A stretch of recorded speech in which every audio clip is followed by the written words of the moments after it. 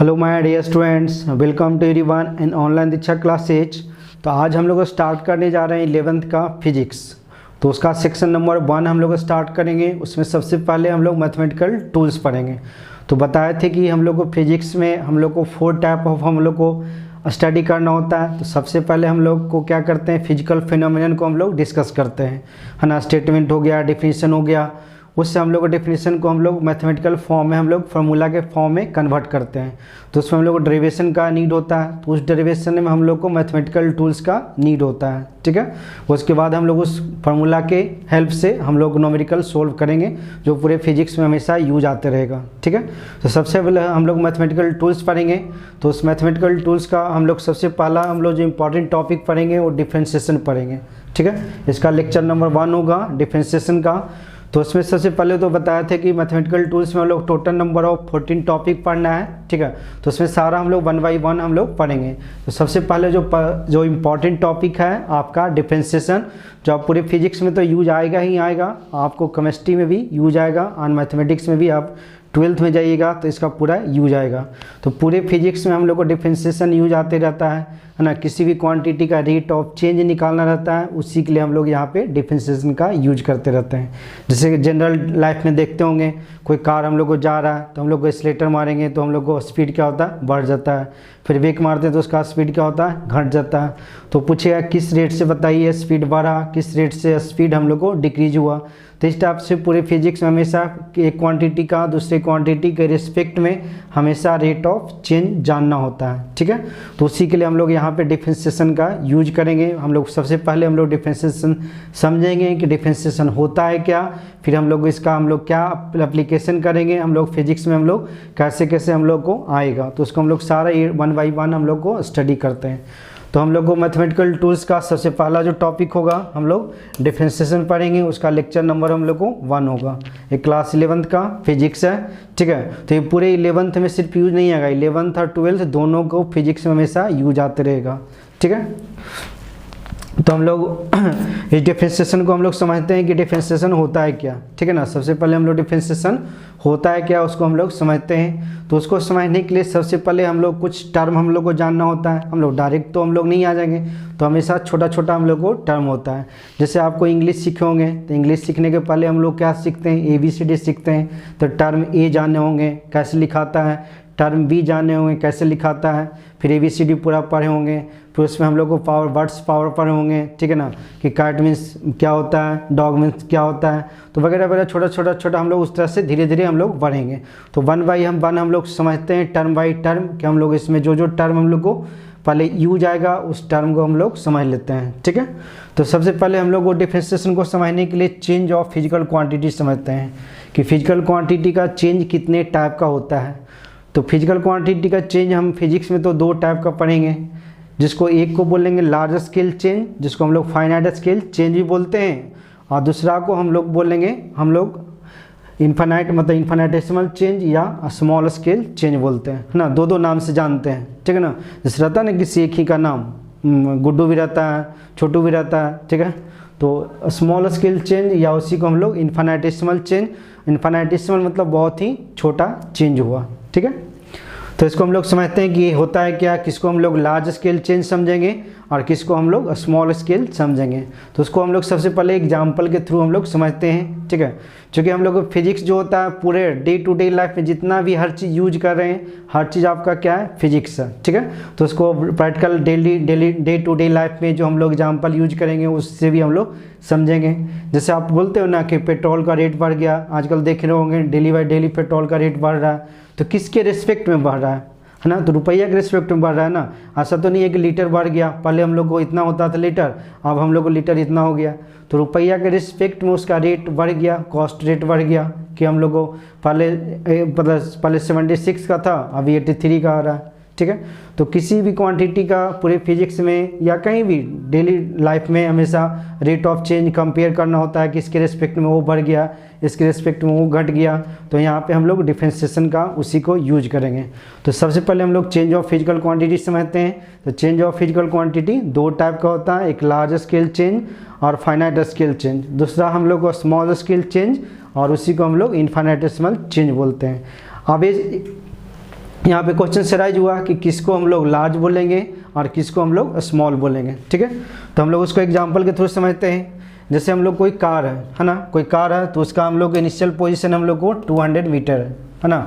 जैसे हम लोग को आपको घर से कार कहीं लगा हुआ है, ठीक है, तो इनिशियली हम लोग को कितना लगा हुआ है 200 मीटर पे, उसको फिर कुछ डिस्टेंस बढ़ा दिए तो हम लोग कितना हो गया 600 मीटर पे हो गया। तो फाइनल हम लोग को पूछेगा ना कि कितना डिस्टेंस वो कार हम लोग को डिस्प्लेस हो गया। तो एक्स फाइनल मास एक्स इनिशियल घटाइएगा तो कितना हो जाएगा 600 में से 200 चला गया तो कितना बचेगा 400 मीटर बचा, ठीक है, 400 मीटर बचा। अब स्मॉल स्केल में चेंज देखते हैं कि इनिशियली कार कितना पे हम लोग को खड़ा था 200 मीटर पे। अब हम लोग थोड़ा सा जस्ट स्लाइड किए तो हम लोग को फाइनल कितना हो गया 200.001 मीटर। तो इसमें हम लोग से कितना से अगर फाइनल माइनस इनिशियल करेंगे तो कितना हो गया 0.001 मीटर। अब ये देखिए 1000 मतलब 1 पार्ट का ये कितना यूनिट है, 1 मीटर का ये कितना यूनिट है, ये आपका 10,000 पार्ट हो जाएगा, है ना। 1 मीटर का कितना हो जाएगा 10 मीटर हो जाएगा, 10,000 पार्ट। और ये कितना हो गया 400 मीटर। तो बोल सकते हो ना कि इस क्वांटिटी के रिस्पेक्ट में, है ना, ये हमेशा ये क्या बहुत ही छोटा है। या बोल सकते हैं कि इस क्वांटिटी के रिस्पेक्ट में ये क्वांटिटी क्या है 400 बहुत बड़ा है ना। दूसरों को कंपेरिजन करेंगे कि इसके रिस्पेक्ट में ये क्वांटिटी बहुत ही छोटा है, या बोल सकते हैं इसके रिस्पेक्ट में ये क्वांटिटी बहुत ही बड़ा है। तो इसलिए लार्ज चेंज हुआ और इसको क्या बोलेंगे स्मॉल चेंज, ठीक है। तो यहाँ पे हम लोग को जो स्मॉल चेंज हुआ, लार्ज चेंज हुआ लोग 400 मीटर, तो हम लोग x final minus x initial, तो इस x final minus x initial को डेल्टा एक्स लिख देंगे, है ना, क्योंकि ये क्या हो गया लार्ज चेंज हो गया। तो इस x final minus x initial को क्या लिख देंगे डेल्टा एक्स, हम लोग को 400 मीटर हो गया। मतलब डेल्टा एक्स क्या इंडिकेट करेगा change in x in large scale या फाइनाइट चेंज हम लोग को यहाँ पे इंडिकेट करेगा। बट हम लोग को यहाँ पे जो x final minus x initial हुआ बहुत ही छोटा हो गया, तो इस x final minus x initial को क्या से इंडिकेट करेंगे डी एक्स से इंडिकेट करेंगे।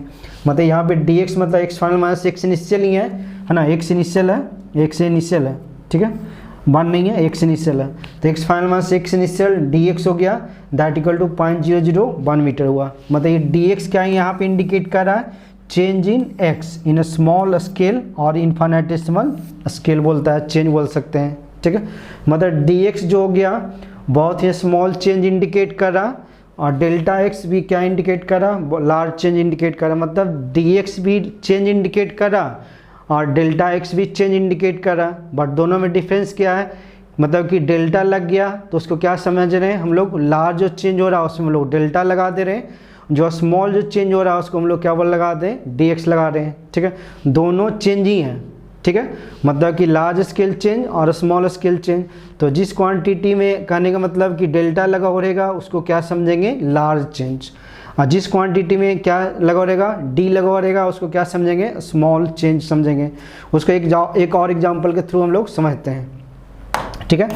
तो एग्जांपल और हम लोग देखते हैं यहाँ पे कि जैसे देखिए टी इनिशियल मान लिया कोई इनिशियल टाइम हम लोग को 20 सेकंड ले लिए, फिर फाइनल टाइम हम लोग को 30 सेकंड ले लिए, तो फाइनल माइनस इनिशियल घटाएंगे तो कितना हो गया 10 सेकंड हो गया, ठीक है। तो यहाँ पे T final minus T initial कितना हो गया 10 सेकंड हो गया। अब देखिए इसमें इनिशियल कितना था 20 सेकंड, अब मान लिया फाइनल टाइम हो गया 20.001 सेकंड, तो यहाँ पे T final minus T initial घटाएंगे तो कितना हो गया 0.001 सेकंड। तो देखिए ये 1 सेकंड का कितना हो गया 1000 पार्ट हो गया, तो ये सेकंड ऑलरेडी बहुत छोटा है, उसको 1000 पार्ट में हम लोग डिस्ट्रीब्यूट कीजिएगा तो कितना छोटा, इमेजिन कीजिए बहुत ही छोटा हो जाएगा। तो इसके रिस्पेक्ट में बोल सकते हैं कि 10 सेकंड क्या है लार्ज है, या बोल सकते हैं कि 10 सेकंड के रिस्पेक्ट में ये क्या हो गया बहुत ही छोटा हो गया। ये 10 सेकंड है, समझ रहे हैं, और 1 सेकंड का 1000 पार्ट, समझ रहे हैं कितना छोटा हो गया, मतलब बहुत ही छोटा हो गया, ठीक है। तो यहाँ पे जो हम लोग को T final minus T initial होगा उसको हम लोग डेल्टा टी से डिनोट करें। मतलब डेल्टा टी जो इंडिकेट कर रहा है T final minus T initial that equal to 10 second, वो क्या इंडिकेट कर रहा है change in T in large scale, है ना। समझ गए कि डेल्टा टी क्या इंडिकेट कर रहा है change in T in large scale indicate कर रहा है।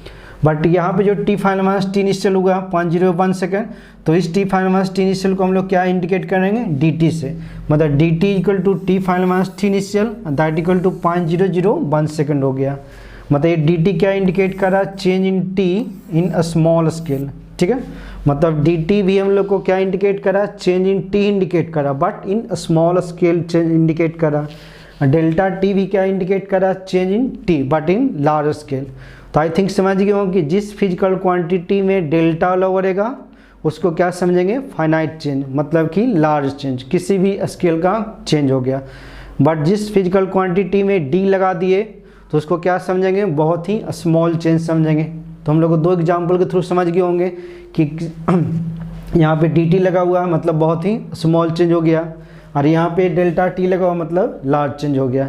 तो इसी को हम लोग लिख दिए हैं कि टर्म अगर डेल्टा एक्स लिखा हुआ है, लाइक डेल्टा वाई लिखा हुआ है, डेल्टा जेड लिखा हुआ है, डेल्टा आर लिखा हुआ है, डेल्टा वी लिखा हुआ है, डेल्टा एम लिखा हुआ है, तो इसको क्या समझेंगे, लार्ज चेंज और फाइनाइट चेंज। समझ गए, मतलब किसी भी फिजिकल क्वांटिटी में आपको डेल्टा लगा देगा तो उसको क्या समझिएगा आप, बहुत ही लार्ज चेंज या फाइनाइट चेंज बोल सकते हैं। बट अगर टर्म हम लोग को जैसे डी एक्स हो गया, डी वाई हो गया, डी आर हो गया, डी एक्स हो गया, डी एम हो गया, डी ए हो गया, मतलब किसी भी फिजिकल क्वांटिटी में डी लगा हुआ है तो क्या इंडिकेट करेगा, स्मॉल चेंज, और उसी को बोल सकते हैं हम लोग इन्फाइनेटेसिमल चेंज होगा।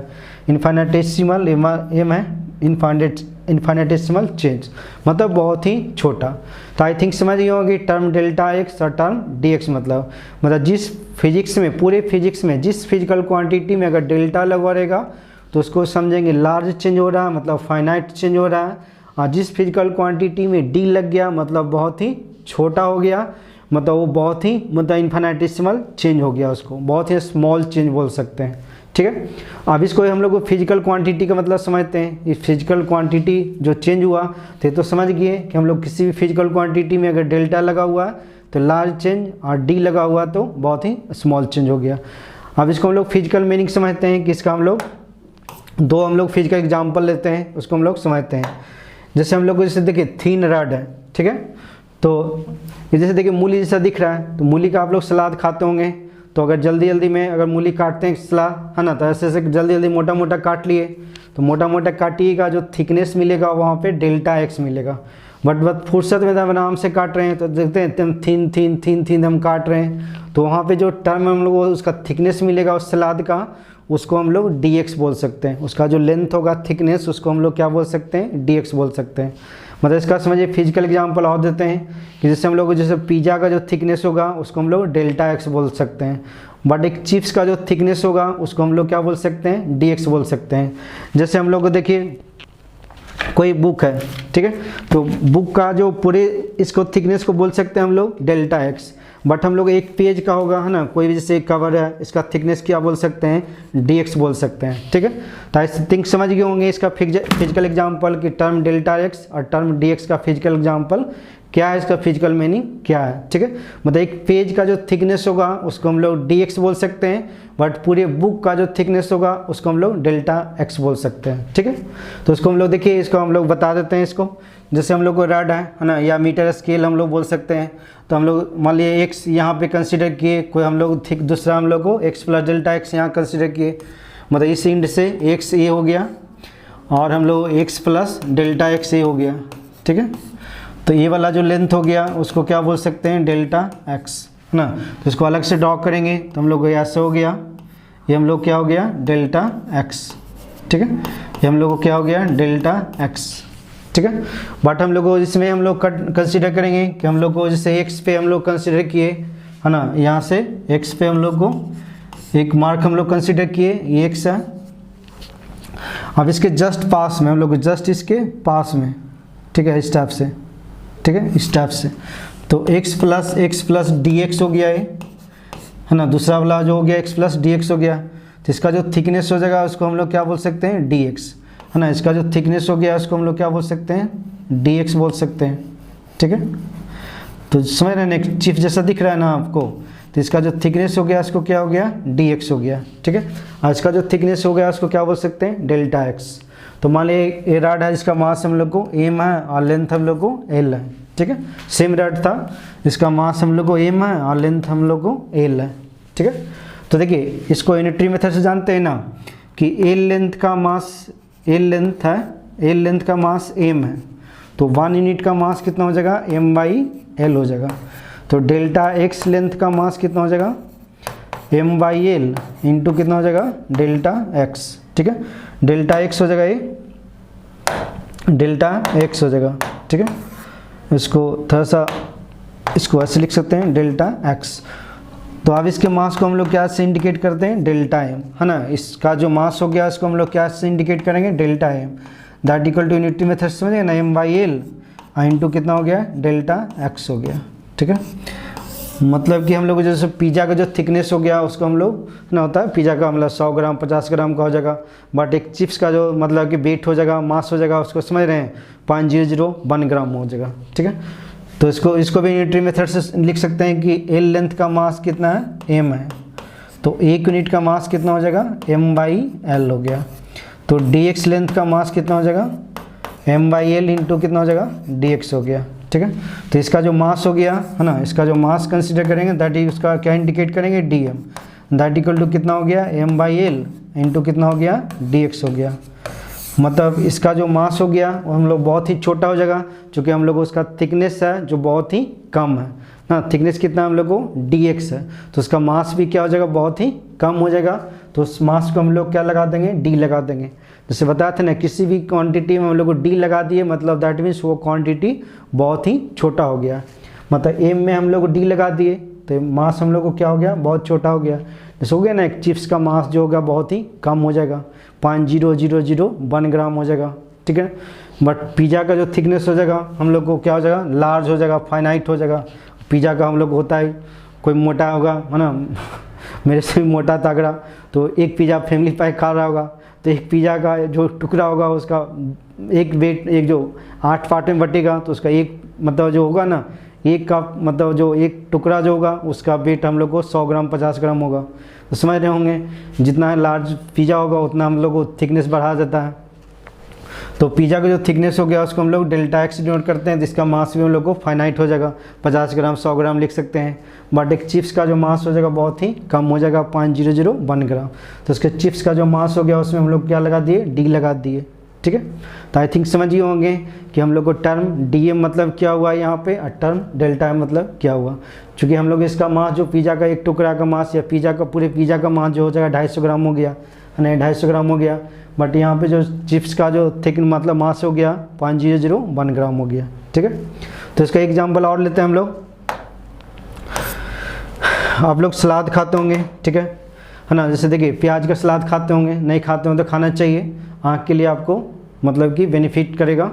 तो देखिए प्याज को ऐसे ऐसे कट कीजिएगा ना, एक प्याज ले लीजिएगा, घर में होगा ही प्याज, ठीक है। तो उसको ऐसे ऐसे कट कीजिएगा, तो ऐसे ऐसे कट कीजिएगा ना, तो उसको एक डिस्क मिलेगा, समझ गए ना। उसको देखिएगा आप लोग सब प्रैक्टिकल करके, ऐसे कैसे कट कीजिएगा तो एक डिस्क मिलेगा। फिर उसमें देखिए बहुत सारा रिंग रहता है, उसको अलग अलग कीजिएगा ना, तो बहुत सारा रिंग के फॉर्म में सब अलग हो जाएगा। फिर सभी रिंग को मतलब कंपोज कर दीजिएगा, तो फिर से वापस क्या बन जाएगा, डिस्क बन जाएगा, ठीक है। तो ये जैसे हम लोग को डिस्क है ना, उसमें डिस्क में से एक रिंग हम लोग को कट करके निकाल लिए, एक रिंग है ये हम लोग को रिंग कट करके निकाल लिए स्टेप से, समझ गए। आर पे आर से आर प्लस डी आर ये थिकनेस का, डी आर थिकनेस का एक रिंग है ना। जैसे बताते हैं उसमें से ऐसे ऐसे कट कीजिएगा तो डिस्क निकलेगा, उसमें से आप लोग को निकालिएगा तो रिंग निकलेगा। अब इस रिंग को एक जगह से कट कर दीजिएगा, अब रिंग को कट करके ऐसे इलोंगेट कीजिएगा तो एक आपको स्ट्रिप मिलेगा। तो इस स्ट्रिप का जो थिकनेस हो जाएगा हम लोग को डी आर हो जाएगा, और लेंथ हो जाएगा हम लोग को 2 पाई आर हो जाएगा, है ना। इसका लेंथ जानते हैं ना, 2 पाई आर पेरीमीटर। तो पेरीमीटर कितना हो जाता है एक रिंग का, 2 पाई आर। तो पेरीमीटर कितना हो गया, 2 पाई आर हो गया। और डी आर ये थिकनेस हो गया है ना, एक उसको कट किए ना तो डी आर कितना हो गया, थिकनेस हो गया। तो देखिए एक रेक्टेंगल टाइप का दिख रहा होगा, है ना। तो रेक्टेंगल टाइप का दिख रहा है, इसका थिकनेस क्या है, बहुत ही कम है। तो इसका एरिया भी क्या होता है, बहुत ही कम हो जाएगा। तो इसका एरिया जो हम लोग लिख देंगे D A that equal to, एक रेक्टेंगल का एरिया क्या होता है 2 पाई आर लेंथ हो गया, है ना, 2 पाई आर लेंथ हो गया, और डी आर इसका कितना हो गया, थिकनेस हो गया। तो एरिया होता है ना लेंथ, मतलब कि रेक्टेंगल का एरिया क्या होता है, उसको हम लोग स्ट्रिप बोलते हैं, रेक्टेंगुलर स्ट्रिप टाइप का है, तो हम लोग इसको क्या बोलेंगे, स्ट्रिप, ठीक है। तो स्ट्रिप का रेक्टेंगल है, तो रेक्टेंगल का एरिया जानते हो ना, लेंथ इंटू विड्थ, है ना, लेंथ हो गया इंटू विड्थ हो गया। तो लेंथ कितना हो गया 2 पाई आर हो गया, और डी आर कितना हो गया उसका थिकनेस हो गया, ठीक है। तो समझ गए ना, क्योंकि प्याज में से हम लोग एक डिश कट कीजिएगा, उस डिश में से एक रिंग निकलेगा, तो इस टाइप से निकलेगा रिंग। अब उस रिंग को एक जैसे से कट कीजिएगा, कट करके ऐसे इलोंगेट कीजिएगा, तो आपको इस टाइप से आपको एक स्ट्रिप दिखेगा। तो इस स्ट्रिप का एरिया जो हो जाएगा लेंथ इंटू विड्थ हो जाएगा। लेंथ आपका 2 पाई आर हो जाएगा इसके परिमीटर के बराबर, और डी आर उसका क्या हो जाएगा, थिकनेस हो जाएगा, डी आर उसका थिकनेस हो जाएगा, ठीक है। तो इसका एरिया ऑफ स्ट्रिप क्या बोल सकते हैं, 2 pi are into D R. तो देखिए पूरे फिजिक्स में हमेशा यूज आता रहेगा। इसका सेंटर ऑफ मास निकालेंगे तो, मोमेंट ऑफ इनर्शिया निकालेंगे तो, फिर 12th में जाइएगा तो इस पर हम लोग को मान लिया इस पर चार्ज डिस्ट्रीब्यूटर रहेगा, तो इस पर टोटल चार्ज निकालेंगे तो हमेशा यूज, हर जगह यूज आता रहेगा पूरे फिजिक्स में। तो इसको अच्छे से समझिएगा, है ना। अब ये पूरे हम लोग को जो रिंग निकलेगा इस टाइप से रिंग रहेगा, तो सभी रिंग को जोड़ देंगे तो हम लोग क्या बन जाएगा, डिस्क बन जाएगा। अब ये इस रिंग का जो मास हो जाएगा हम लोग को देखिए, तो मास कितना हो जाएगा, तो देखिए पाई आर स्क्वायर मान लिया, इसका रेडियस कितना है, टोटल हम लोग को कैपिटल आर है, इसका हम लोग को रेडियस कितना है, कैपिटल आर। तो टोटल का मास हम लोग को मान लिया एम है, टोटल हम लोग को डिस्क का मास कितना हो गया, एम। तो पाई आर स्क्वायर एरिया का मास कितना हो गया, एम हो गया। तो एक यूनिट का मास कितना हो जाएगा, m by pi are square. तो एक रिंग का एरिया कितना था, 2 pi are into D R. तो इसका निकालिएगा तो एम बाई कितना हो जाएगा, pi are square into 2 pi are into D R. तो देखिए पाई पाई क्या हो जाएगा, कैंसिल आउट हो गया। तो इसको निकालिएगा तो हम लोग कितना हो जाएगा, 2m by R square into R into D R हो गया। तो ये हम लोग को dm इसका मास निकल गया, एक रिंग का मास हम लोग को इतना निकल गया, dm by 2m by R square into R into D R. ये जो निकला ना ये रिंग है, इसका मास हम लोग कितना हो गया, dm बोल सकते हैं। जो स्टिफ हुआ इसका मास हम लोग कितना बोल सकते हैं, dm बोल सकते हैं। तो आई थिंक समझ गए ना, पूरे हम लोग को टोटल सरफेस एरिया पे यूनिफॉर्मली मास डिस्ट्रीब्यूटेड था। तो सरफेस एरिया पाई स्क्वायर होता है ना, उसका एक डिस्क का सरफेस एरिया कितना होता है, पाई आर स्क्वायर। तो पाई आर स्क्वायर का मास कितना था, m। तो एक यूनिट का मास कितना हो जाएगा, m by pi are square. उसको ठीक से लिख देते हैं, या आर स्क्वायर है, ठीक है ना। तो एक यूनिट यूनिटरी मेथड से एक यूनिट का मास कितना हो जाएगा, m by pi are square हो गया। तो इस स्ट्रिप का मास एरिया कितना था, डी मतलब 2 pi are into D R. तो 2 pi are into D R का मास कितना हो जाएगा, m by pi square into 2 pi are into D R. हम लोग पाई पाई क्या हो जाएगा, कैंसिल कर दिए। तो dm का value 2m by R square into R into D R हो गया, ठीक है। तो इसको याद भी रख सकते हैं, ये वाला तो टर्म हमेशा याद रखिएगा, ये बहुत ही इंपॉर्टेंट है, हमेशा यूज आता रहेगा पूरे फिजिक्स में, ठीक है। तो डी हम लोग को एक रिंग का एरिया कितना होता है, 2 pi are into D R. समझ रहे हैं कि हम लोग को बहुत छोटा था एरिया, है ना, कितना थिन था। तो कम एरिया हम लोग को कम एरिया होगा, तो बहुत ही कम एरिया होगा, तो उसको हम लोग क्या लगा दिए, डी लगा दिए। तो इस एरिया में हम लोग डी लगा दिए, मतलब वो बहुत ही स्मॉल एरिया हो गया।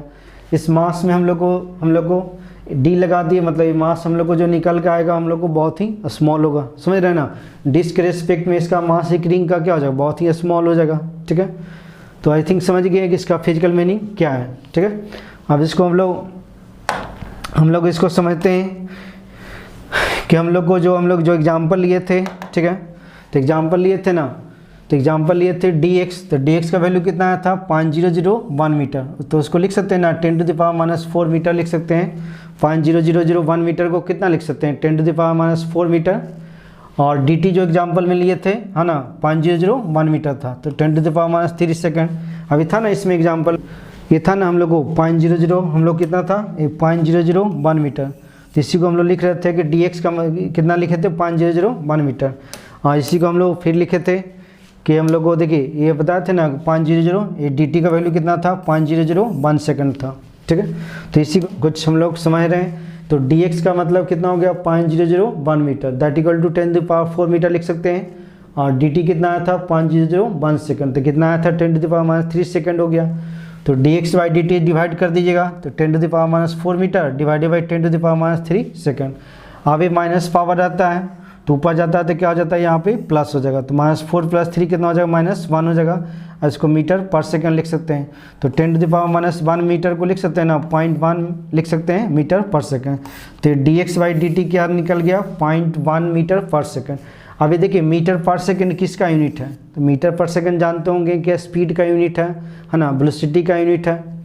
तो आप लोग 9th क्लास में पढ़े होंगे, है ना, कि स्पीड पढ़े होंगे ना कि rate of change of distance with respect to time. तो स्पीड को आप लोग पढ़े होंगे कि rate of change of distance x with respect to time t। तो यहाँ पे जो dx/dt है ये क्या इंडिकेट कर रहा है, आपका स्पीड इंडिकेट कर रहा है, वेलोसिटी इंडिकेट कर रहा है, ठीक है। तो वेलोसिटी एंड या स्पीड का यूनिट जो होता है मीटर पर सेकेंड होता है। 9th क्लास में speed rate of change of distance x with respect to time t। तो इस dx/dt को हम लोग क्या यहाँ पे पढ़ेंगे, rate of change of distance x with respect to time t, है ना। ऊपर जो रहेगा d के साथ उसका रेट ऑफ चेंज होगा, नीचे जो d के साथ रहेगा उसके रिस्पेक्ट में होगा, ठीक है। तो इसको क्या पढ़ेंगे आप, dx/dt को rate of change of distance x with respect to time t। इसी को हम लोग ऐसे भी हम लोग पढ़ सकते हैं, ठीक है ना।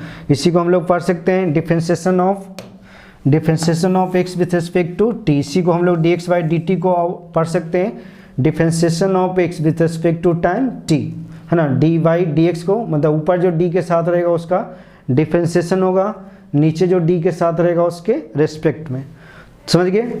उस तरह से और एग्जांपल लेते हैं, जैसे dy/dt जो होगा, है ना। तो dy/dt क्या पड़ेगा, rate of change of y with respect to t। मतलब ऊपर जो d के साथ रहेगा उसका रेट ऑफ चेंज होगा, नीचे जो d के साथ रहेगा उसके रिस्पेक्ट में। इसी को और पढ़ सकते हैं differentiation of y with respect to t, differentiation of y with respect to t। उस तरह से जैसे dy/dx रहेगा तो इसको क्या पड़ेगा, rate of change of y with respect to x। मतलब ऊपर जो d के साथ रहेगा उसका रेट ऑफ चेंज होगा, नीचे जो d के साथ रहेगा उसके रिस्पेक्ट में, ठीक है। इसी को हम लोग बोल सकते हैं differentiation of y with respect to x, ना क्या बोल सकते हैं, differentiation of y with respect to x। मतलब ऊपर जो d के साथ रहेगा उसका डिफरेंशिएशन होगा, जो नीचे d के साथ रहेगा उसके रिस्पेक्ट में, ठीक है। फिर हम लोग इसे dz/dx हो गया, तो dz/dz को क्या बोल सकते हैं, rate of change of z with respect to x, या इसी को बोल सकते हैं differentiation of z with respect to x, ठीक है। तो देखिए सभी टाइप का हम लोग रेट ऑफ चेंज लिए। तो देखिए कोई स्टूडेंट देखते हो टारगेट में आते रहता है, वो भी पूछता है कि बताइए रेट ऑफ चेंज हमेशा टाइम के रिस्पेक्ट में होता है। एक टारगेट का स्टूडेंट पूछा था, तो रेट ऑफ चेंज देखिए किसी के रिस्पेक्ट में हो सकता है ना। कोई जो ही नहीं है वो टाइम के रिस्पेक्ट में हो, जैसे हम लोग यहाँ तो टाइम के रिस्पेक्ट में लिए, यहाँ टाइम के रिस्पेक्ट में लिए, लेकिन बाई का रेट किसके रिस्पेक्ट में निकाल रहे हैं, एक्स के रिस्पेक्ट में निकाल रहे हैं। यहाँ जेड का रेट ऑफ चेंज किसके रिस्पेक्ट में निकाल रहे हैं, एक्स के रिस्पेक्ट में निकाल रहे हैं। मतलब किसी भी दो क्वांटिटी का चेंज होता है तो ये क्वांटिटी का चेंज दूसरे के रिस्पेक्ट में हम लोग डिफाइन करते हैं। वो कोई भी दो क्वांटिटी आप हो सकता है ना। जैसे मान लिया वेलोसिटी का रेट ऑफ चेंज टाइम के रिस्पेक्ट में ले सकते हैं, या वेलोसिटी का रेट ऑफ चेंज हम लोग को डिस्टेंस के टर्म में भी लेते हैं, है ना। जैसे हम लोग आगे हम लोग पढ़ेंगे। तो एक लाइन में हम लोग डिफरेंशिएशन का मतलब हुआ, डिफरेंशिएशन मीन्स क्या हुआ, rate of change of one quantity with respect to the another quantity. तो डिफरेंशिएशन का मतलब हुआ कि rate of change of one quantity with respect to the another quantity. मतलब डिफरेंशिएशन कहीं भी निकालने बोलेगा, मतलब उसका हम लोग को क्या निकालना है, रेट ऑफ चेंज। अगर आपसे पूछेगा बताइए डिफरेंशिएशन किस लिए निकालते हैं, है ना, किसी भी क्वांटिटी का, तो किसी के रिस्पेक्ट में रेट ऑफ चेंज जानना होता है, इसलिए हम लोग उसको डिफरेंशिएशन का यूज आता है। तो आई थिंक समझ गए होंगे यहाँ पे। तो यहाँ पे दो टर्म हम लोग समझे, हम लोग तीन टर्म समझे। एक तो टर्म समझे कि डेल्टा एक्स का मतलब क्या होता है, दूसरा हम लोग समझे उसको डी एक्स का मतलब क्या होता है ना, मैथमेटिकली एंड उसका फिजिकली देखे, ठीक है। फिर उसका हम लोग को रेट ऑफ चेंज देखे कि डिफरेंशिएशन का मीनिंग क्या होता है। अब डिफरेंशिएशन का फॉर्मूला जानने से तो सिर्फ नहीं होगा, उसको हम लोग जानना पड़ेगा कि डिफरेंशिएशन हम लोग किस लिए पूरे फिजिक्स में या केमिस्ट्री में या मैथ में यूज करते हैं। तो कभी भी फिजिक्स में पूरे या केमिस्ट्री में होगा या मैथमेटिक्स में होगा, तो किसी भी का रेट ऑफ चेंज निकालने के लिए हम लोग वहाँ पे डिफरेंशिएशन का यूज करते हैं। तो आई थिंक समझ गए होंगे डिफरेंशिएशन का मतलब क्या होता है, rate of change of one quantity with respect to the another quantity. मतलब ऊपर जो क्वांटिटी रहेगा उसका डिफरेंशिएशन होगा, नीचे के वाला जो रहेगा उसके रिस्पेक्ट में, है ना। ऊपर जो रहेगा उसका डिफरेंशिएशन होगा, नीचे जो रहेगा उसके रिस्पेक्ट में। तो dy/dx को क्या पड़ेगा, differentiation of y with respect to x, या dy/dx को और क्या पड़ेगा, rate of change of y with respect to x, है ना। या dz/dx को क्या पड़ेगा, differentiation of z with respect to x, या इसी को क्या पढ़ेंगे, rate of change of z with respect to x। तो आई थिंक समझ गए कि डिफरेंशिएशन का मतलब क्या होता है एक लाइन में, कि rate of change of one quantity with respect to the another quantity. ठीक है। अब इसका देखिए, अब इसका कुछ रूल एंड रेगुलेशन है कि डिफरेंशिएशन को हम लोग कैसे यूज करेंगे, ठीक है। पूरे फिजिक्स में डिफरेंशिएशन का यूज हम लोग को कैसे करेंगे, तो इसको हम लोग समझते हैं कि डिफरेंशिएशन का यूज कैसे हम लोग करेंगे। तो उसमें हम लोग को 5-6 रूल है हम लोग को पढ़ना है। तो सबसे फर्स्ट रूल है पावर रूल ऑफ डिफरेंशिएशन, जो सबसे ज़्यादा आपका यूज आएगा। कोई भी जैसे y इक्वल टू हम लोग को x to the power n है, n कोई भी रियल नंबर हो सकता है ना, n is any real number. Real number कहने का मतलब 0, 0 plus, plus minus 1, plus minus 2, plus minus √3 है ना, ऐसे भी हो सकता है 1/4, 1/3, 1/10, इस टाइप के कोई भी रियल नंबर हो सकता है। तो y equal to x to the power n है, तो इस y का जो डिफरेंशिएशन निकाल लेंगे इस x के रिस्पेक्ट में, तो इसको हम लोग को अभी बताया कि dy/dx से इंडिकेट करेंगे। क्या चीज़ से इंडिकेट करेंगे? dy/dx, मतलब जिसका डिफरेंशिएशन निकालना है y का x के रिस्पेक्ट में। तो हम लोग क्या करते हैं, जो भी पावर रहता है ना, x के जो भी पावर रहेगा उससे हम हमेशा मल्टीप्लाई कर देंगे x में, ठीक है, और उस पर एक पावर घटा देंगे। आज से समझिए, एक पावर क्या कर देंगे हम लोग, घटा देंगे, एक पावर हम लोग को घटा देंगे। से n-1 लिखा हुआ, ठीक है। ऐसे इधर हम लोग लिख दिए कि इधर हम लोग को बोर्ड पे थोड़ा बहुत इधर उधर हो जाता है, तो हम लोग को कितना हो जाता है, जो भी पावर रहेगा, जैसे पावर n है तो n से क्या कर दिए, मल्टीप्लाई कर दिए इसी में। आप इस पे एक पावर क्या कर दिए, घटा के लिख दिए। तो जो भी पावर रहेगा उसको हम लोग मल्टीप्लाई कर देंगे, फिर उस पर एक पावर घटा के लिख देंगे, ठीक है। जैसे हम लोग एग्जाम्पल है ना, जैसे y equal to x to the power 4, क्या है, y equal to x to the power 4, तो dy/dx निकालिएगा है ना, dy/dx निकालिएगा तो कितना पावर है, 4, तो 4 से मल्टीप्लाई कर दिए और इस पे एक पावर क्या कर देंगे, घटा के लिख देंगे। तो 4 - 1 हम लोग कितना हो जाएगा, 3, तो कितना हो जाएगा, 4x³ हो गया, ठीक है। कितना हो गया, 4x³ हो गया। तो जो भी पावर रहेगा, सिंपल सा, जो भी पावर रहेगा उससे मल्टीप्लाई कर देंगे और उसमें एक पावर हम लोग को घटा के उसका लिख देंगे। तो कितना हो गया, 4x³ हो गया। तो इसमें इधर लिखा हुआ है कि y equal to x to the power 4 है, तो इसका जो डिफरेंशिएशन निकाल लेंगे इस x के रिस्पेक्ट में। तो जो पावर है x उसको मल्टीप्लाई कर दिए, फिर उस पर हम लोग 1 घटा दिए, तो 4 में से 1 घटाएंगे तो कितना बचेगा, 3 बचेगा। तो समझ गए ना कि जो भी पावर रहेगा डिफरेंशिएशन में क्या करेंगे, उस पावर से सबसे पहले मल्टीप्लाई कर देंगे, फिर उसमें फिर एक पावर उस पर घटा के लिख देंगे, ठीक है। और भी एग्जाम्पल समझते हैं। तो देखिए दूसरा हम लोग को example y equal to x³, तो y इक्वल टू x³ है, तो इसका डिफरेंशिएशन निकालना है dy/dx। तो पावर कितना है, 3 है, तो 3 से मल्टीप्लाई कर दिए, अब इस पर एक पावर घटा के लिख देंगे, कितना बचेगा, 2 बचेगा, 3x²। फिर देखिए y equal to x to the power 10 है, तो इसका dy/dx निकालना है, तो इस पर पावर कितना है, तो 10, तो 10 से मल्टीप्लाई कर देंगे, एक पावर घटा देंगे तो कितना बचेगा, 10 में से 1 घटा देंगे तो कितना बचेगा, 9 बचेगा। फिर हम लोग देखिए x टू द पावर 1184 है, तो इसका dy/dx निकाल लेंगे है ना, तो dy/dx कितना होगा, 1184 से मल्टीप्लाई कर देंगे, एक पावर हम लोग को घटा देंगे, ठीक है। तो समझ गए ना, मतलब कोई भी पावर रहेगा, जैसे y equal to x to the power 2000 कितना है, 20 है, ठीक है। तो इसका डिफरेंशिएशन निकालना रहेगा dy/dx। तो क्या करेंगे, 2020 से मल्टीप्लाई कर देंगे और इसमें एक पावर हम लोग ऐसा घटा देंगे, तो 2000 क्या हो जाएगा, 19 हो जाएगा। समझ गए ना, ये पावर रूल ऑफ डिफरेंशिएशन में क्या करते हैं, जो भी पावर रहेगा, सिंपल सा, y इक्वल टू जैसे देखिए x to the power a+2 है, तो dy/dx निकालेंगे तो क्या करेंगे, a+2 से मल्टीप्लाई कर देंगे और एक पावर घटा देंगे तो क्या बचेगा, a+2 - 1, तो कितना हो जाएगा, a+2 और into x to the power कितना हो गया, 2 में से 1 घटाया गया तो कितना बचेगा, 1 बचेगा, तो a प्लस कितना हो गया, 1। तो आई थिंक समझ गए पावर रूल ऑफ डिफरेंशिएशन है। तो और भी एग्जांपल लेते हैं। तो देखिए अभी बताए थे ना कि y equal x to the power 20 है, तो इसका डिफरेंशिएशन y का निकालेंगे तो क्या हो जाएगा, 2020 से मल्टीप्लाई कर देंगे और x पे एक पावर घटा देंगे तो कितना हो जाएगा, 2019 हो जाएगा। अब देखिए y इक्वल टू जैसे m+2 था, तो m+2 से हम लोग मल्टीप्लाई कर देंगे और एक पावर इसमें घटा देंगे, तो m+2 - 1 कितना हो गया, m+1 है ना, इक्वल टू x² है। तो इस पर हम लोग को dy/dx निकालेंगे, तो जो पावर है कितना पावर है, 2, फिर हम लोग को उसमें क्या कर देंगे, मल्टीप्लाई कर देंगे, 2 में से 1 घटा देंगे, 2 - 1 कितना बचेगा, 1, तो उसको हम लोग लिख देंगे ना 2x लिख देंगे, ठीक है। जिससे समझ गए ना, जैसे y इक्वल टू हम लोग को क्या रहेगा, x² रहेगा, तो dy/dx निकालेंगे तो क्या करेंगे, जो भी पावर है, तो पावर कितना है, 2 है, अब इसमें 2 से मल्टीप्लाई कर देंगे और इसमें क्या करेंगे, एक पावर घटा देंगे तो 2 माइनस कितना हो जाएगा 1, तो 2 into x to the power कितना हो गया 1, तो कितना हो जाएगा 2x हो गया, है ना। एक्स टू द पावर 1 लिखते हैं तो 2 to x to the power 1 को क्या लिख देते हैं, सिंपली x लिख देते हैं। मतलब जो भी पावर रहेगा उससे मल्टीप्लाई कर देंगे, एक पावर घटा के लिख देना है। पावर रूल ऑफ डिफरेंशिएशन में यही करते हैं।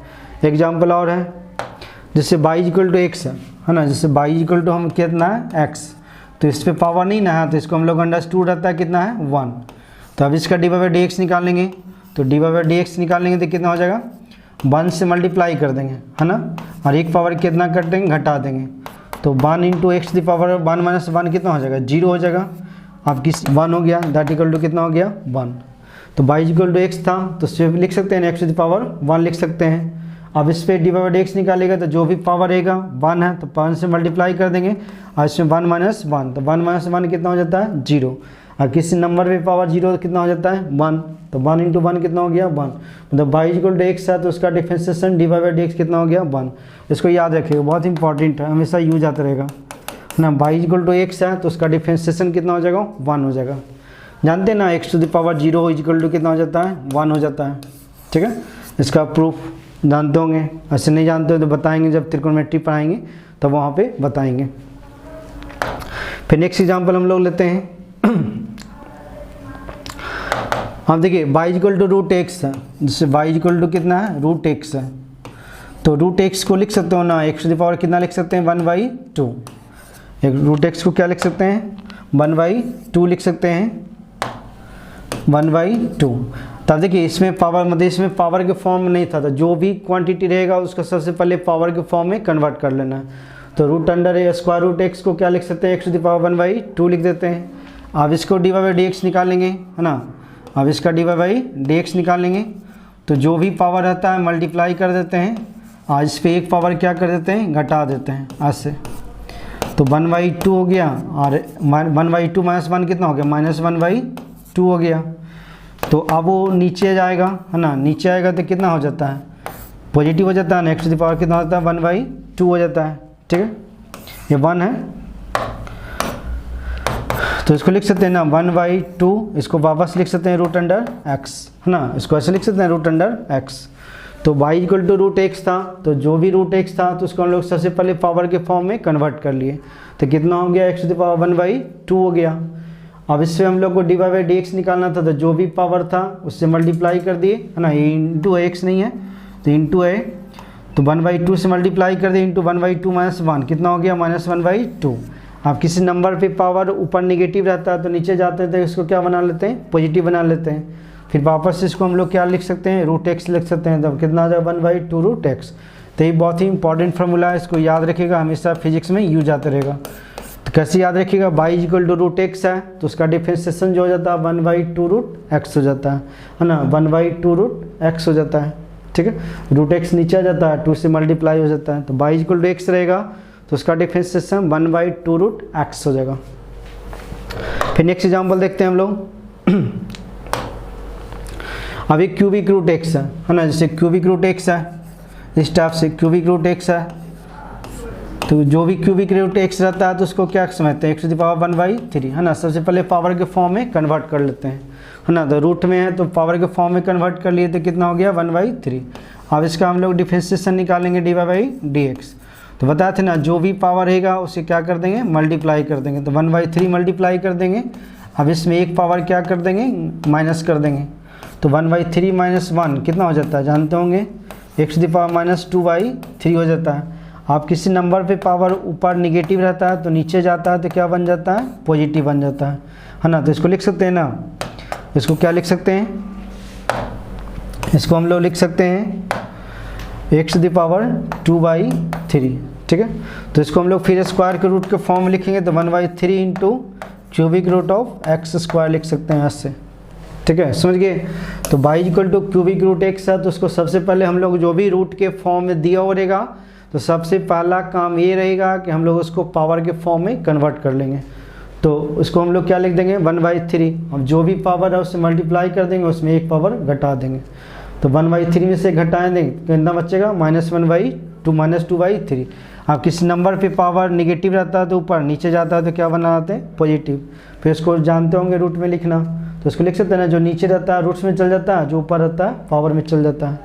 ठीक है, नहीं जानते तो बताते हैं। इससे हम लोग, इससे रहता है ना x⁴a/b है, तो इसको हम लोग लिख सकते हैं, जो नीचे रहेगा वो रूट्स में चल जाएगा, है ना, bth रूट ऑफ, इसको लिख सकते हैं x⁴a।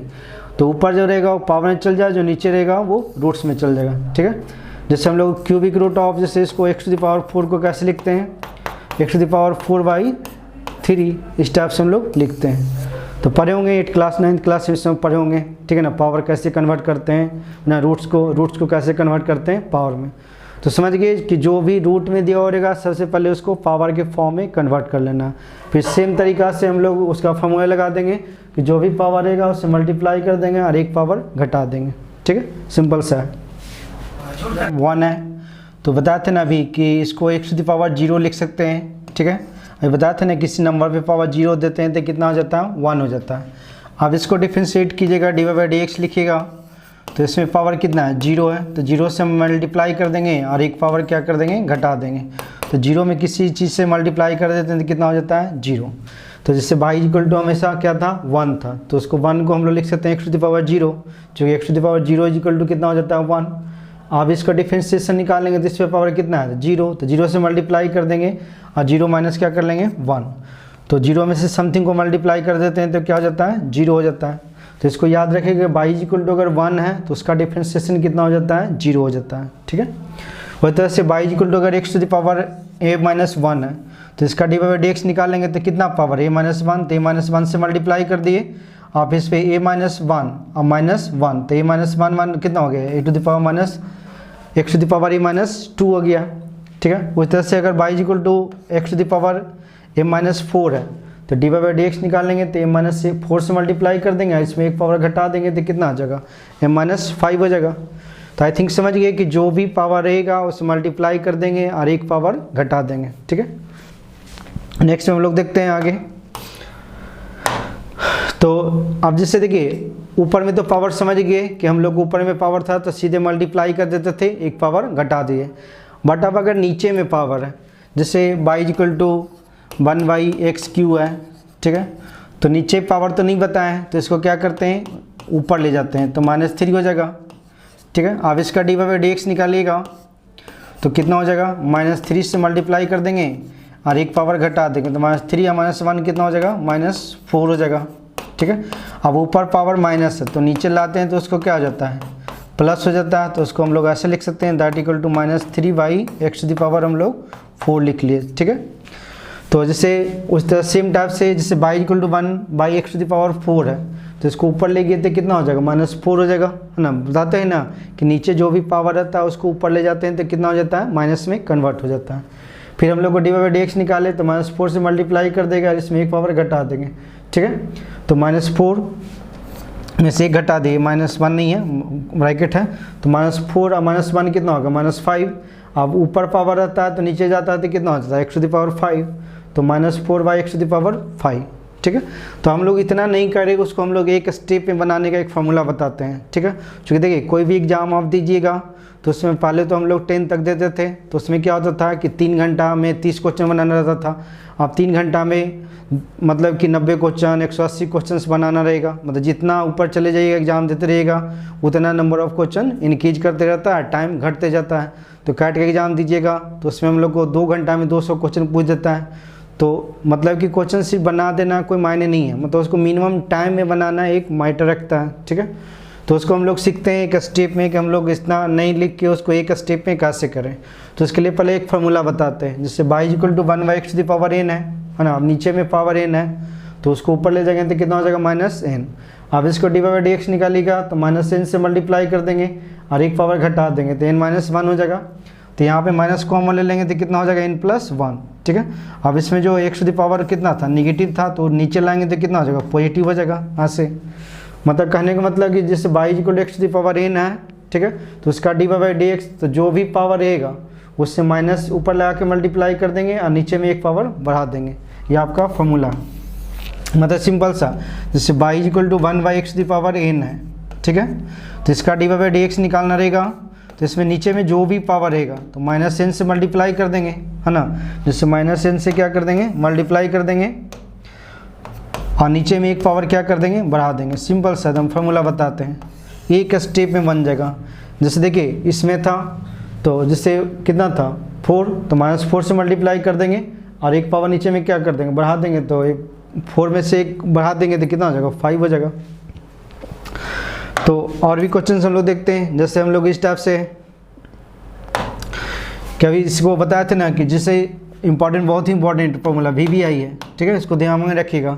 y = 1/x⁴n है, तो इसका d/dx निकालेंगे ना, तो इसमें जो भी पावर रहेगा -n लगा के मल्टीप्लाई कर, माइनस लगा के उससे मल्टीप्लाई कर देंगे, ठीक है।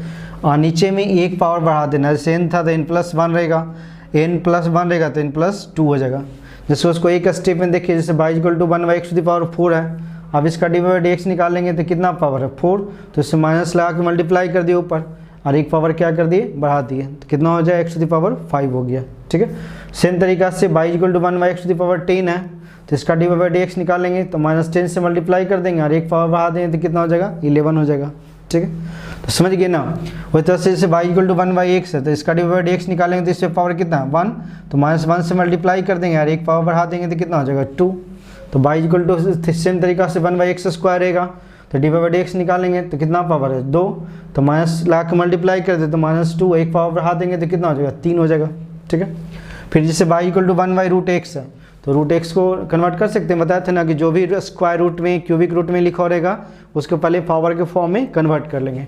तो पावर के फॉर्म में कन्वर्ट कर लिए, x⁻1/2 लिख दिए। अब इस पर क्या किए, माइनस ला के मल्टीप्लाई कर दिए ऊपर, तो -1/2 हो गया, और नीचे को क्या हो गया, 1/2 + 1 कितना हो जाएगा, 3/2। अब उसको हम लोग -1/2 नीचे आ जाएगा, तो इतना लिख सकते हैं, ठीक है। मतलब समझ गए ना, मतलब जो भी पावर रहेगा, जैसे 1/x⁻, आपका जैसे 99 रहेगा, तो इसको d/dx निकालेंगे तो क्या करेंगे, तो जो भी पावर रहेगा तो उससे माइनस लगा के मल्टीप्लाई कर दिए और एक पावर बढ़ा देंगे तो कितना हो जाएगा, 100 हो जाएगा। ऐसे समझ गए। तो देखिए इतना हम लोग जो कर रहे थे अभी तक, उसको एक स्टेप में हम लोग कैसे बना लिए, मतलब 2 मिनट 1 मिनट का जो लगना चाहिए था उसको हम लोग 10 सेकंड से बना लिए। उसको थिंक विदाउट इंक भी बना सकते हैं कि जो भी पावर रहेगा माइनस ला के मल्टीप्लाई कर देंगे, एक पावर बढ़ा देंगे, सिंपल सा, ठीक है। तो आई थिंक समझ गए कि ऊपर रहेगा तो पावर डायरेक्टली मल्टीप्लाई कर देते थे, और नीचे में पावर रहता है तो जो पावर रहता है उसमें ऊपर ले जाके माइनस साइन लगा देते हैं, मल्टीप्लाई कर देते हैं और एक पावर नीचे में बढ़ा देते हैं, ठीक है, समझ गए। तो अब देखिए कोई कांस्टेंट है, कोई भी कांस्टेंट है, तो कांस्टेंट का डिफरेंशिएशन क्या होगा, 0 हो जाएगा। क्योंकि डिफरेंशिएशन का मीनिंग क्या बताए थे, रेट ऑफ चेंज। तो कांस्टेंट मतलब क्या हो गया, को तो फिक्स हो गया, तो चेंज होगा नहीं, तो कांस्टेंट का डिफरेंशिएशन क्या हो जाएगा, 0। जैसे देखिए y = कोई भी कांस्टेंट है, मतलब मान लिया कोई कांस्टेंट c है, तो उसका d/dx कितना हो जाता है, 0। क्योंकि मान लिया इनिशियल बाई c है, फाइनल बाई भी क्या हो गया, c। y तो हमेशा फिक्स हो गया, वो चेंज करेगा नहीं, तो d/dx मतलब dy बताया था ना, y final minus y initial, तो उसको y फाइनल भी c है और y इनिशियल भी c है, तो c माइनस c कितना हो गया, 0। 0/समथिंग कितना हो जाता है, 0। मतलब कोई भी कांस्टेंट रहेगा उसका डिफरेंशिएशन 0 हो जाएगा, क्योंकि डिफरेंशिएशन का मीनिंग क्या बताया थे, रेट ऑफ चेंज। तो कांस्टेंट मतलब रेट ऑफ चेंज तो होगा नहीं, मतलब उसका चेंज हो ही नहीं रहा, तो उसका डिफरेंशिएशन कितना हो जाएगा, 0। जैसे y = 1 क्या है, कांस्टेंट है, तो इसका डिफरेंशिएशन कितना हो गया, 0। y = 0 क्या है, कांस्टेंट है, तो इसका भी डिफरेंशिएशन कितना हो गया, 0। y = 2 क्या है, कांस्टेंट है, तो इसका भी डिफरेंशिएशन 0। y = 1/2 है, तो इसका भी डिफरेंशिएशन 0। y = -1/10 कांस्टेंट है, तो इसका भी डिफरेंशिएशन 0। भी कांस्टेंट रहेगा उसको डिफरेंशिएशन कितना हो जाएगा, 0 हो जाएगा, समझ गए। फिर हम लोग अब जो भी हम लोग स्टडी किए उसको हम लोग एक मतलब कि फॉर्मूला में लिख लेते हैं कि अभी जो भी हम लोग स्टडी किए और यही आपको याद रखना होगा, ठीक है।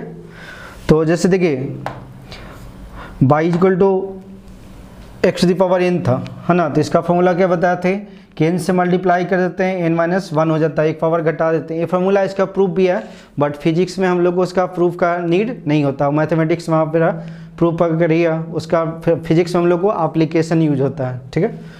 तो y = x⁻, इधर y है, इधर d/dx है, तो y = x⁻n है, तो उसका डिफरेंशिएशन कितना हो जाएगा, जो भी पावर था कितना था, n था, तो n से मल्टीप्लाई कर दिए, एक पावर घटा दिए। जैसे x⁻4 है तो 4x³ x² है तो कितना हो जाएगा, 2x। x का तो कितना हो गया, 1। एक कांस्टेंट है, 1 क्या कांस्टेंट है, कांस्टेंट का डिफरेंशिएशन 0। सी क्या है, कांस्टेंट है, उसका डिफरेंस कितना हो गया 0। इसका भी बताया था कि इसका याद रखिएगा, y equal to root x है तो उसका डिफरेंस 1/2 रूट एक्स, मतलब 2 नीचे आ जाता है, रूट एक्स नीचे आ जाता है। और अभी बताया y equal to x to the power n है, तो जो भी पावर रहेगा -n से मल्टीप्लाई कर देंगे माइनस ला के, और नीचे में n था तो n+1 लिख देंगे। जैसे 1/x है तो इसमें पावर कितना है 1 है, तो -1 डिवाइडेड बाई x में एक पावर बढ़ा देंगे तो कितना हो जाएगा 1 + 1 कितना हो जाएगा 2। 1/x³ रहेगा तो कितना हो जाएगा -3/x टू द पावर 4। तो है ना जी, पावर वाला डिफ्रेंसिएशन था। अब कुछ त्रिकोणमितिक डिफ्रेंसिएशन आएगा, जैसे sine y equal to sine x है तो उसका डिफ्रेंसिएशन कितना हो जाता है cos x हो जाता है। y equal to cos x है तो उसका डिफ्रेंसिएशन माइनस साइन x हो जाता है। फिर tan x है तो उसका डिफरेंस sec² x हो जाता है। फिर हम लोग को sec x रहता है तो sec x into tan x हो जाता है। फिर cos x रहता है तो उसका -x इंटू cot x हो जाता है। फिर 6 त्रिकोणमितिक फंक्शन है ना, इसको याद रखने का तरीका बताते हैं कि 6 त्रिकोणमितिक फंक्शन है, 6 में 3 c से स्टार्ट हुआ है, cos x, cos x and cot x। तो 3 का डिफरेंशिएशन में तीनों में माइनस है ना, देखिए माइनस है माइनस है माइनस है, तो इसको याद रखने का तरीका बताते हैं। जो c से स्टार्ट हुआ उसके डिफरेंशिएशन में माइनस साइन आ गया है, ठीक है। और दो का इंटीग्रेशन क्या हो जाता है सेम हो जाता है, साइन का cos, cos का माइनस साइन, tan का sec² x और cot का -cos x पावर में हो जाता है। फिर हम लोग sec का sec x into tan x और cos का -cos x into cot x हो जाता है। फिर एक्सपोनेंशियल फंक्शन है, ठीक है, y इक्वल टू e⁻x है तो उसका डिफरेंशिएशन सेम रह जाता है, e⁻x है। ln x है ना, तो उसका डिफरेंशिएशन 1/x हो जाता है। अब a⁻x है तो उसका differentiation a⁻x into ln a, जैसे एक की जगह पे 2 रहेगा तो 2⁻x, तो यहाँ एक की जगह पे 2, एक की जगह पे 2 हो जाएगा। मतलब ln मतलब होता है जिस लॉगरिथम का बेस e हो जाता है उसको हम लोग ln x बोलते हैं, और जिस लॉगरिथम का बेस 10 हो जाता है उसको हम लोग log x बोलते हैं। इसको हम लोग log x को, ln x को, एक्सपोनेंशियल फंक्शन को बाद में हम लोग स्टडी करेंगे डिटेल में। इसको तत्काल अभी याद कर लीजिएगा, e⁻x का e⁻x डिफरेंशिएशन हो जाता है, इसको एक्सपोनेंशियल फंक्शन बोलते हैं, इसको लॉगरिथम फंक्शन बोलते हैं, ठीक है। ln x का डिफरेंशिएशन कितना हो जाता है 1/x, log x का डिफरेंशिएशन 1/x नहीं होता है, ln x का। ln x क्या होता है, जिस लॉगरिथम का बेस e हो जाता है उसको ln x बोलते हैं, और जिस लॉगरिथम का बेस 10 हो जाता है उसको हम लोग log x बोलते हैं। तो ध्यान में रखिएगा, ठीक है। तो जिस लॉगरिथम का बेस e हो गया उसको हम लोग ln x बोले, और जिस लॉगरिथम का बेस 10 हुआ उसको हम लोग log x बोलते हैं। तो ln x का डिफरेंशिएशन 1/x होता है, log x का डिफरेंशिएशन 1/2.303 इंटू x होता है, ये होता है। तो आगे हम लोग उसको डिटेल में जब स्टडी करेंगे हम लोग एक्सपोनेंशियल फंक्शन, लॉगरिथम फंक्शन, तो उसको हम लोग अच्छे से बताएंगे।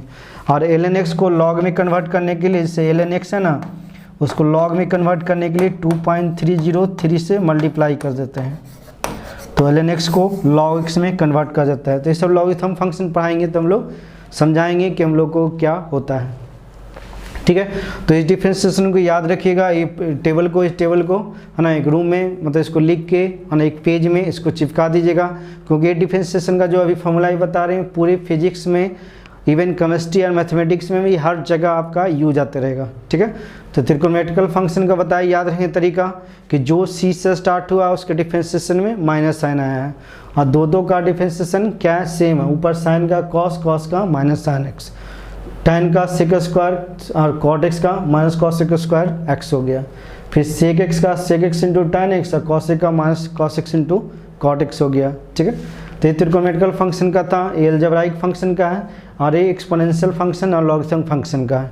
तो e⁻x का e⁻x रह जाता है, ln x का 1/x, a⁻x रहता है a⁻x इंटू ln है, तो ये की जगह पे 2 रहेगा तो 2⁻x इंटू ln 2 हो जाएगा। अब मान लो x ये है, ये की जगह पे 1184 रहेगा तो 1184 इंटू ln 1184 हो जाएगा, ठीक है। तो आई थिंक ये समझ गए कि कैसे हम लोग को डिफरेंशिएट करेंगे।